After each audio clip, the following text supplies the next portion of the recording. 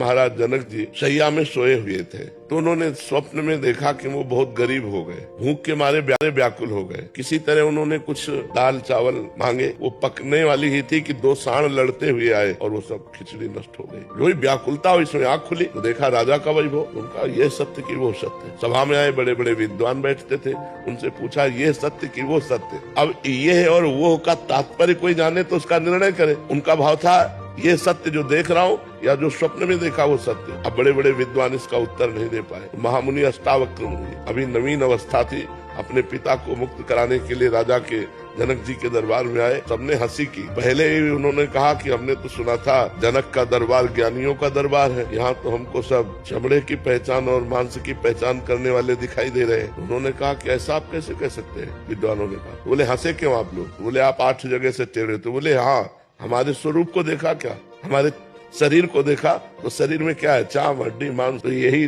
चीज देखने वाले आप लोग हो। आप लोग ज्ञानी तो हो नहीं, क्योंकि ज्ञानी स्वरूप देखता है, शरीर नहीं। अब सबके होश उड़ गए कि बालक कोई साधारण नहीं। तो जनक जी से कहा हाँ जनक बोल, तेरा क्या प्रश्न है? उनका ये सत्य की वो सत्य। बोले ना ये सत्य ना वो सत्य। जब तू जागृत में था अपने को राजा देख रहा था, थोड़ी देर में स्वप्न में गया तो भिखारी देखा, लेकिन जब जगा तो फिर राजा देखा। तो जो कुछ ही क्षण में असत हो जाता है वो सत्य कैसे हो सकता है? तो ये सत्य ना वो सत्य। अष्टावक्र गीता का उपदेश करके जनक जी को परम बोध प्रदान किया महामुनि अष्टावक्र जी ने। तो ये जब हमारे ज्ञान में आ जाता है कि न जय सत्य न पराजय सत्य, न मान सत्य न अपमान सत्य, तो ब्रह्म की जिज्ञासा रखने एक बार